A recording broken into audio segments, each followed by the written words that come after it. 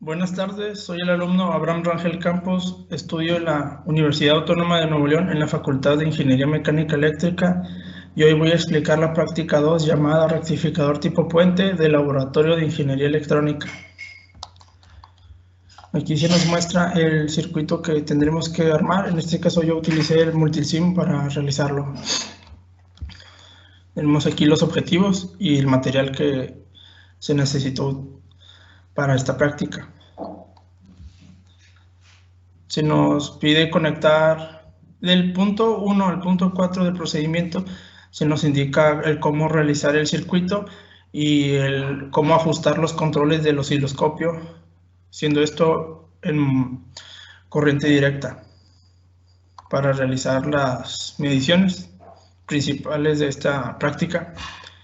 Y aquí voy a explicar, aquí ya está armado el circuito como se me indicó y ya realicé los ajustes del osciloscopio, donde aquí tenemos una fuente de potencia de corriente alterna de 120 BRMS a una frecuencia de 60 Hz. Aquí tenemos un transformador 10 a 1, una resistencia con valor de 1 ohmio, 4 diodos con una designación de 1N4148. Tenemos un capacitor electrolítico con valor de 330 microfaradios, una resistencia de 1 kiloohmio de valor. Y aquí se utilizará en esta práctica un osciloscopio y un multímetro. Bueno, como el paso 5 del procedimiento se nos dice que tenemos que tomar el valor del voltaje máximo y para esto se utilizará el osciloscopio.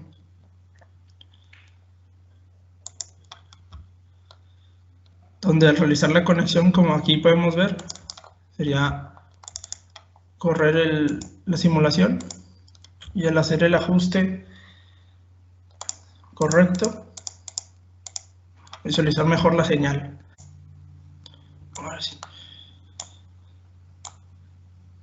El punto mínimo y el máximo para encontrar el valor del voltaje máximo utilizando el osciloscopio. Aquí podemos ver que el voltaje máximo en el osciloscopio es de 15.29 volts y yo aquí en la práctica puse que es de 15.3, aquí ya redondeando volts.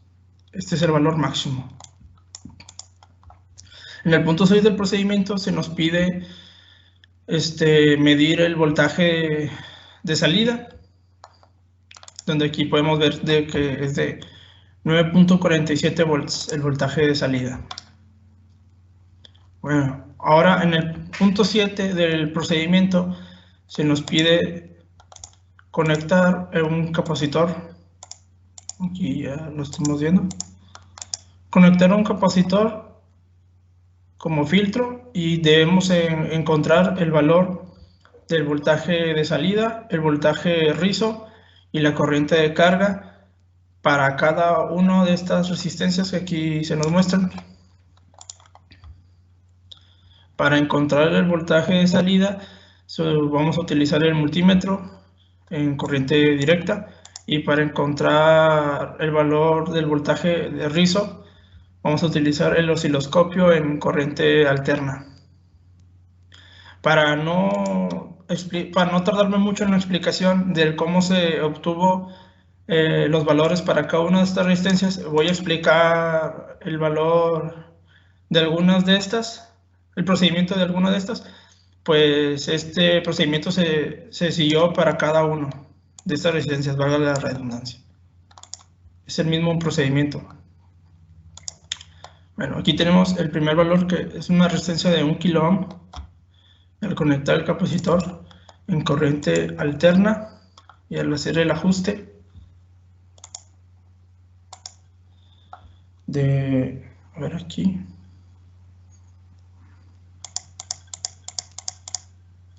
aquí podemos ya se puede ver muy bien.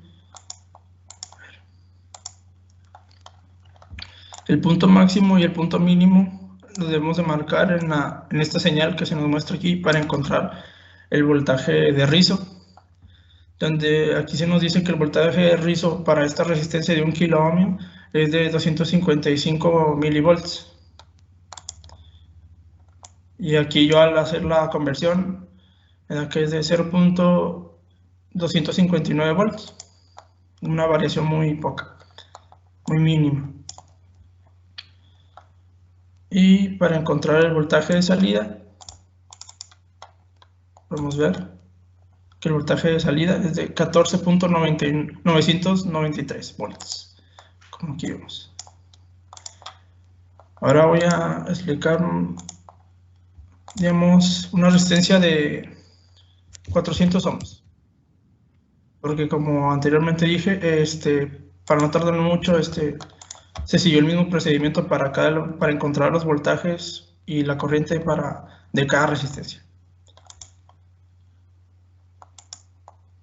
Aquí al marcar el punto mínimo y el máximo de la señal, podemos ver que el voltaje de rizo para una resistencia de 400 ohmios es de aproximadamente 571 milivolts. Y al hacer la conversión, de punto 598 volts. Voltaje de rizo para 400 ohmios. Y el voltaje de salida de esta resistencia es de 14.406. 14.407, sí. Y una última, el valor de 200 ohmios. Aquí un ajuste, que sea un poco más pequeño. Ahí está. Igual el punto máximo y el punto mínimo en la señal, donde vemos que el valor del voltaje de rizo es de 1.13 volts.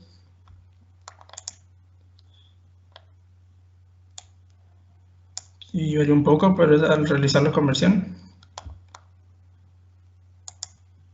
Y el voltaje de salida en esta resistencia de 200 ohmios es de 13.825. Aquí podemos ver. La corriente de carga se obtiene, como aquí se nos indica, dividiendo el voltaje de salida entre el valor de la resistencia, por lo que al hacer la conversión y la operación, aquí se me da que es de 14.9 miliamperios, y este procedimiento se repitió, para los demás valores de las resistencias. Pasando al punto 8 del procedimiento, se nos indica aquí que tenemos que colocar dos capacitores electrolíticos en paralelo, o en este caso yo lo que puedo hacer también es aumentar al doble el valor que se tenía del capacitor. Aquí sería de 660 microfaradios. Y después de esto se nos dice que tenemos que observar qué sucede con el voltaje de rizo.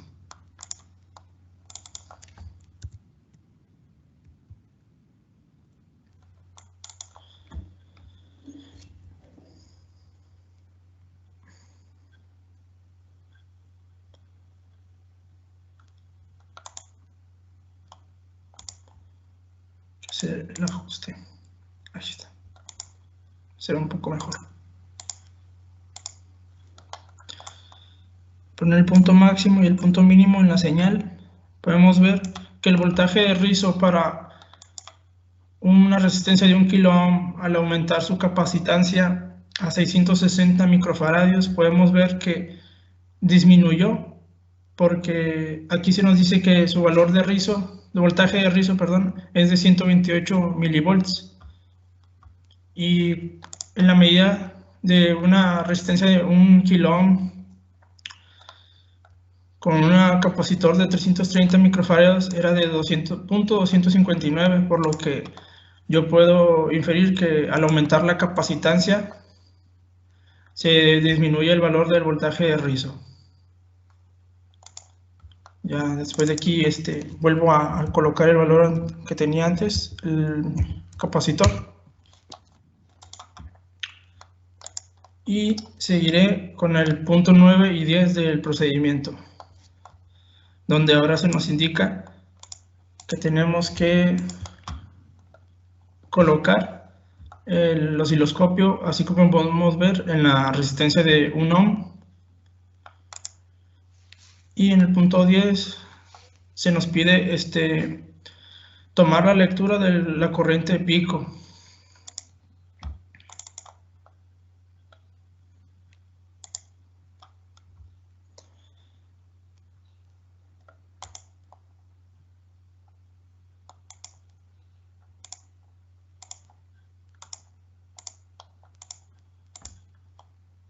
El valor de la corriente de pico. Colocar el punto máximo,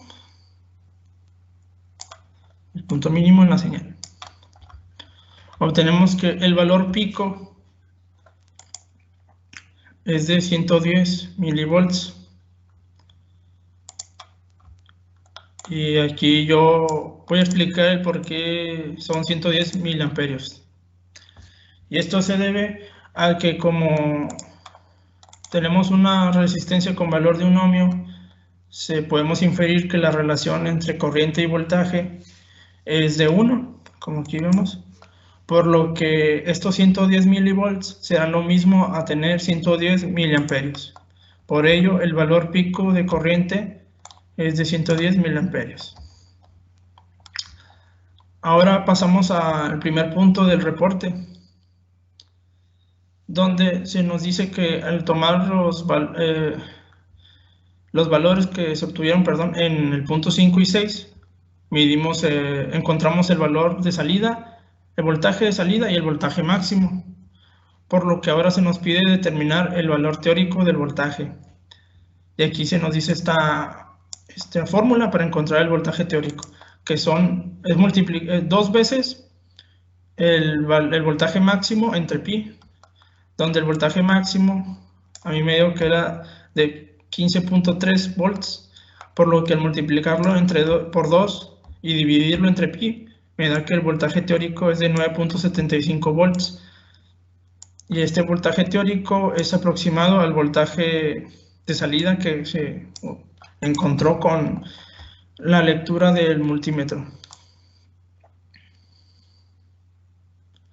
Por lo que ahora pasaré al siguiente punto del reporte, que se nos dice que con los valores obtenidos en el procedimiento del punto 7, tenemos que obtener la curva de regulación de la fuente, graficando el voltaje de salida contra la corriente de carga.